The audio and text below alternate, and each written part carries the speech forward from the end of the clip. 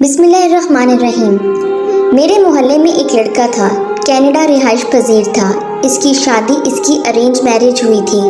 بچپن ساتھ گزرا تھا، سو ہم ایک دوسرے کو اچھے سے جانتے تھے۔ اس کی 2 بیٹیاں اور ایک بیٹا ہے۔ مجھے اس کی شادی کے بارے میں بالکل کوئی علم نہ تھا اور نہ ہی میں اس کی بیوی کو جانتا تھا۔ 15 سال کے بعد وہ اچانک میرے گھر آیا۔ دروازے پر دستک ہوئی۔ سیکیورٹی سے ملنے کے بعد کہنے لگا فارس سے ملنا ہے۔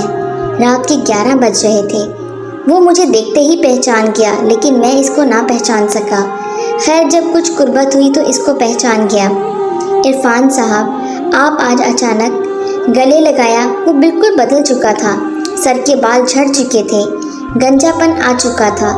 مجھے دیکھ کر بولا، فارس صاحب آپ تو بالکل نہیں بدلے، جیسے 15 سال پہلے تھے ویسے ہی ہو۔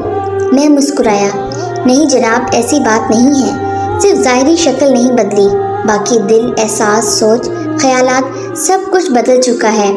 خیر چائے منگوائی۔ اس کا لہجہ کچھ دھیما ہونے لگا۔ میری آنکھوں میں دیکھ کر بولا، فارس مجھے گناہ کی معافی مانگنی ہے۔ میں مسکرایا، عرفان صاحب کیسا گناہ؟ آپ کیا کہہ رہے ہیں؟ عرفان اچھا بھلا جوان مرد تھا۔ چائے کا کپ سائڈ پہ رکھا۔ فارس میری شادی ایک بہت پیاری اور پاک دامن لڑکی سے ہوئی تھی۔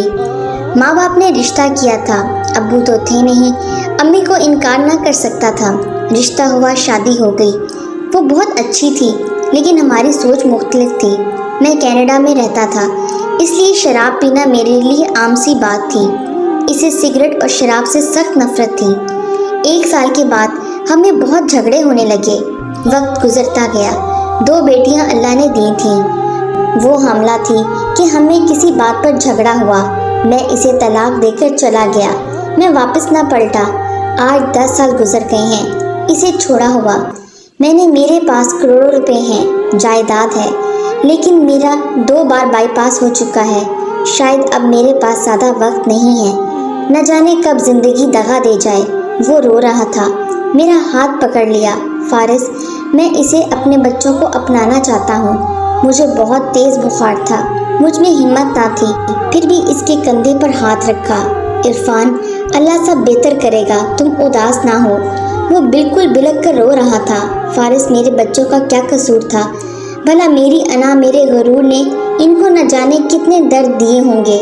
میں اپنی بیٹیوں کو سینے سے لگانا چاہتا ہوں۔ فارس مجھے میری بیوی بچوں کے پاس جانا ہے، میں سب کچھ لوٹا دوں گا۔ میں نے پوچھا دوسری شادی کیوں نہیں کی؟ کہنے لگا مجھے اس رشتے سے نفرت سی ہو گئی تھی۔ مجھے کسی عورت کا یوں ساتھ اچھا نہ لگتا تھا، لیکن جب سے میں بیمار ہوا مجھے احساس ہونے لگا ہے ہم سفر کے بنا زندگی کچھ بھی نہیں۔ میں اس کو تسلی دی، کیونکہ میں خود بیمار تھا۔ اسے گھر جانے کا کہا، اسے یقین دلایا کل اس کی بیوی کے پاس ضرور جائیں گے۔ فجر کی نماز ادا کر کے میں فارغ ہوا۔ بارش ہو رہی تھی۔ وہ بھیگا ہوا میرے دروازے پر آ کھڑا ہوا۔ اس کی آنکھیں سرخ تھیں، سو چکی تھیں، یوں لگ رہا تھا وہ رات بھر سویا نہیں۔ مسکراتے ہوئے آیا، فارس اب چلیں؟ میں مسکراتے ہوئے اس کو بیٹھ جانے کا کہا۔ ناشتہ منگوایا۔ دونوں نے ناشتہ کیا۔ مجھے کچھ کام تھا NGO کا، وہ ختم کیا۔ 9 بج رہے تھے۔ وہ میری طرف دیکھ رہا تھا، کبھی موبائل دیکھتا، کبھی گھڑی کی جانب۔ میں اس کی بے چینی سمجھ رہا تھا۔ وہ اپنی کار لے کر آیا تھا، اس کے ساتھ ہی چل دیا۔ وہ بتانے لگا میری بڑی بیٹی کا نام شانزے ہے۔ مجھے یاد ہے اس کی پیاری سی آنکھیں، اسے میں نے گود میں اٹھایا تھا۔ میری چھوٹی بیٹی آرزو، ننھی سی کلی، اس کا رونا ہنسنا میرے کانوں میں ہے۔ اس کی آواز کانپ رہی تھی، آنسو بہہ رہے تھے۔ میرے سامنے بار بار ہاتھ جوڑ رہا تھا، فارس مجھے میرے بیوی بچوں سے ملوا دینا، میں اپنی بیوی کو منا لوں گا۔ میں سوچ میں گم تھا۔ ہائے غصے میں کیے فیصلے جدا تو کر دیتے ہیں، لیکن وقت کے ساتھ پچھتاوا بھی ضرور رہتا ہے۔ دل میں ایک ٹھیس ضرور اٹھتی ہے، کاش جدا نہ ہوئے ہوتے۔ تھوڑا سا جھک جانا کیا ہی خوبصورت عمل ہے۔ ہم ایک گاؤں میں پہنچے۔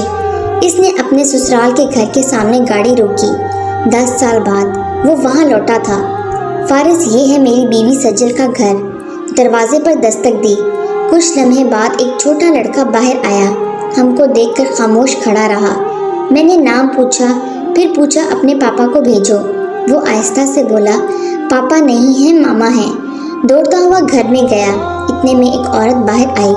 وہ عرفان کو دیکھتے ہی پہچان گئی تھی۔ تم یہاں؟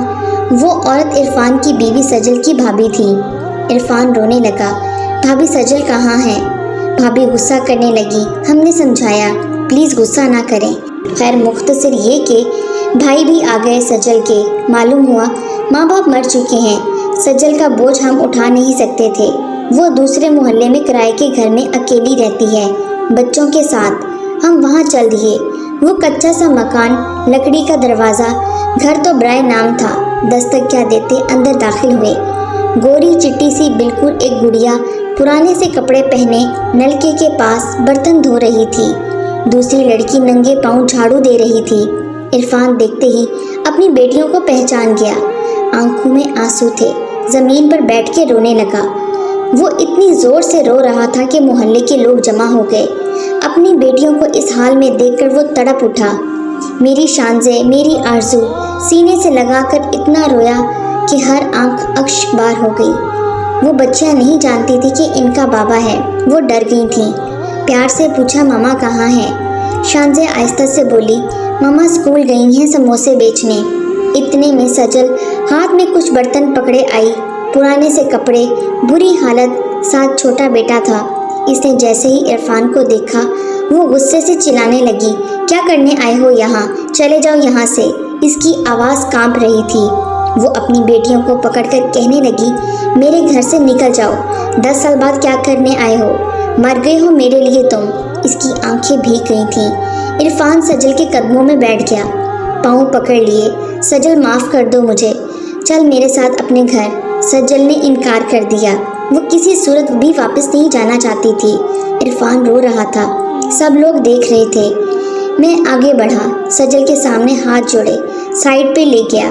سجل کو سمجھانے کے لیے اسے بتایا عرفان بیمار ہے، وہ موت سے لڑ رہا ہے، وہ زندگی کی بازی ہار رہا ہے۔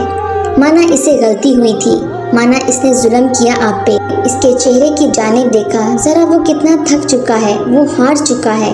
جانتی ہو سجل، وہ ساری رات نہ سویا تھا۔ وہ ساری رات میرے گھر کے باہر کھڑا رہ کر کل تم سے ملے گا، بچوں سے ملے گا۔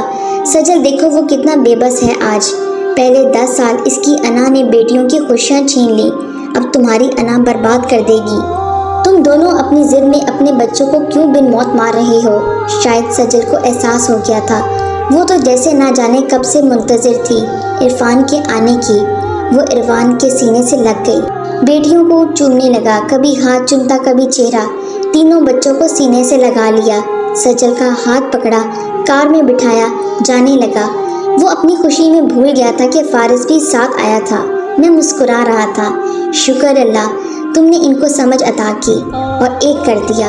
کار تھوڑی دور گئی پھر رکی، واپس آئے۔ عرفان جلدی سے اتر کر آیا۔ فارس بھائی، میں آپ کو بھول گیا تھا۔ میں نے عرفان کے کندھے پر ہاتھ رکھا۔ عرفان جاؤ اپنی بیوی بچوں کے ساتھ زندگی گزارو، خوش رہو۔ وہ لاکھوں دعائیں دے رہا تھا۔ سب بہت خوش تھے۔ بچے بار بار کار کو دیکھ رہے تھے، کبھی بابا کی طرف دیکھتے۔ فارس کی بات سمجھو میرے معاشرے کے لوگوں، میں تم لوگوں کے لیے کھلی کتابیں چھوڑ کر جا رہا ہوں۔ میں چیخ چیخ کر نصیحتیں کر رہا ہوں، میں سچی باتیں آپ کے دل کو صدقہ کر رہا ہوں۔ پلیز فارس کی کہی ہر بات کو دل میں بسا لو کہ نہ زندگی سدا ہے، نہ انا باقی رہے گی۔